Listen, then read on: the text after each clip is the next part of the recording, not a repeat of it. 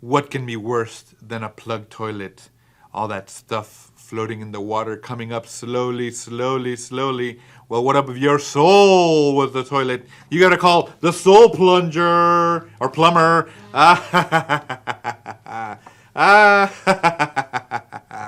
Today we're looking at Soul Plumber as our Scary Story Spectacular continues. And we're reading this wonderful book, or first story from our guys here at the Last Podcast on the Left. If you haven't checked them out, I would definitely recommend it. They are the best, hands down, podcast that I love. You got your scary stuff, you got your murder crime stories, you got your UFOs, and you got three hilarious guys. You got Marcus Parks, you got Henry Zabrowski, and you have my boy, Ben Kissel. Yeah, Ben Kissel. I remembered you. But yes, check it out, guys. This is a really great story. Check out their podcast. It's even better. I love it. So we're using this one. This one is definitely that, really out there kind of horror stuff. Look at the cover on there.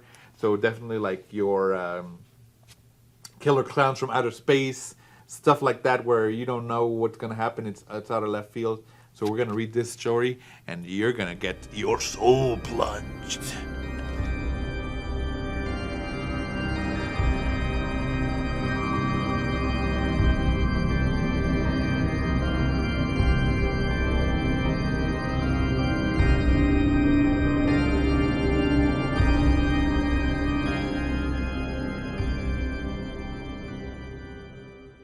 Alright guys, so we're looking at Soul Plumber from the creators of the podcast on the last podcast on the left, which is my favorite podcast. It has murderers, supernaturals, UFOs, Henry Zabrowski, who is hilarious. If you haven't seen him, he's actually an actor as well. He's in The Wolf of Wall Street. He's also in a show called Your Pretty Face is Going to Hell, which is it's funny.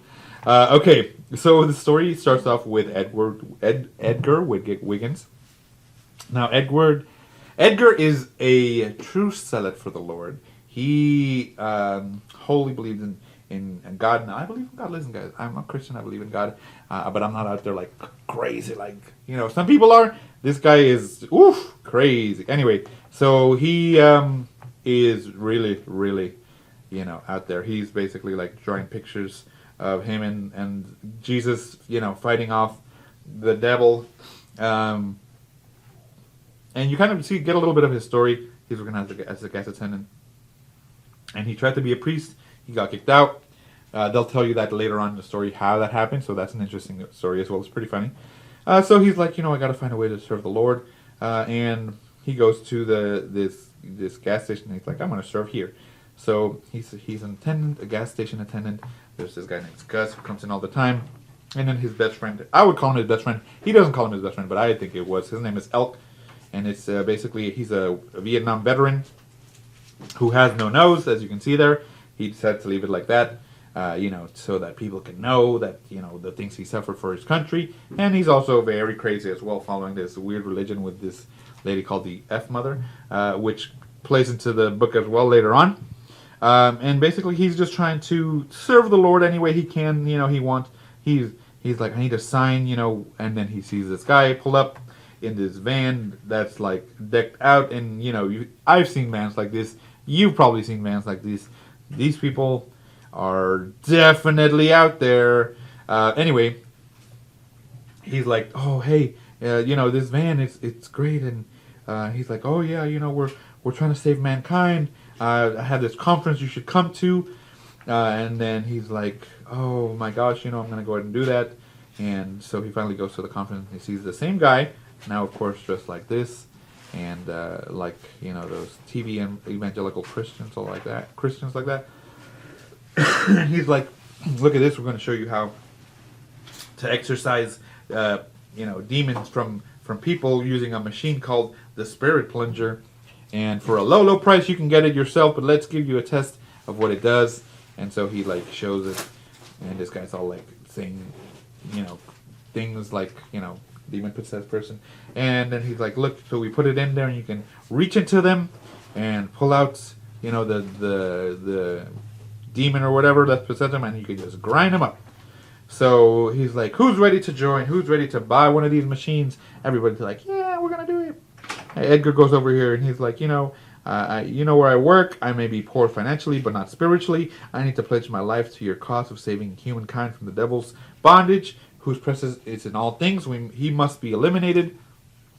And the guy's like, sure, you got any money? And he's like, no. And he's like, well, beat it, kid. So Edgar's like, he's one of those guys like, he's hitting himself against the steering wheel because he's out there. And he's like, Lord, I want to serve you. Show me your calling. And he sees the van of the guy. And he's like, oh, it's stealing, but God showed me that I need to take this. He tried to take one of the machines.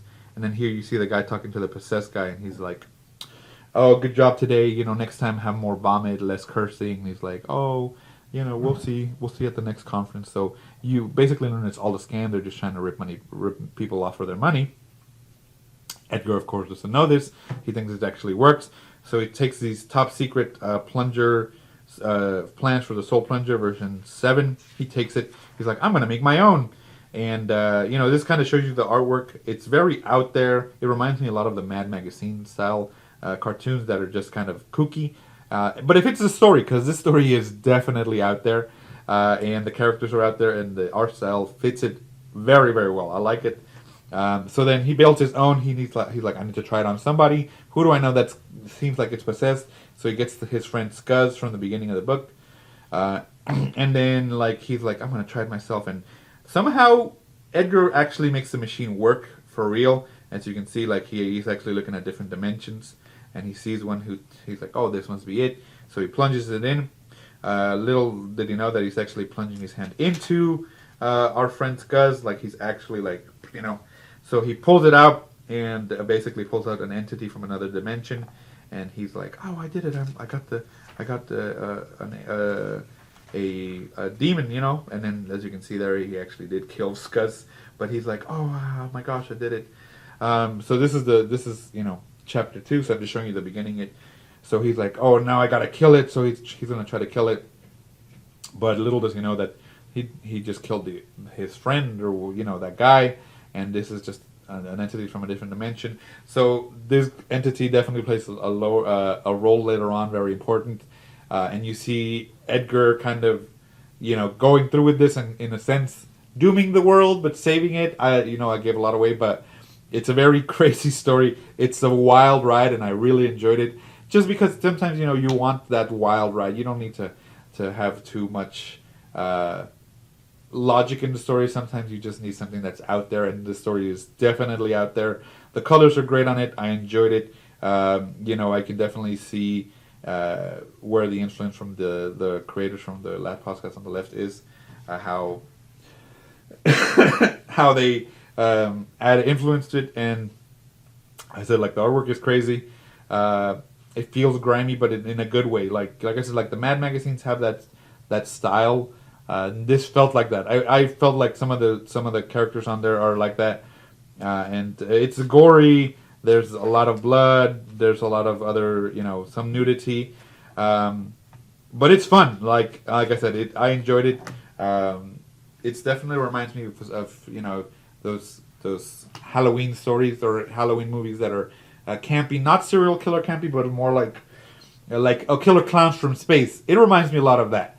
So if you've seen that movie, it's crazy. It's definitely from left field. So it's supposed to be a horror movie, but it's more funny than horror. I felt like this is that as well. I enjoyed it though. So definitely check it out if you guys get a chance to.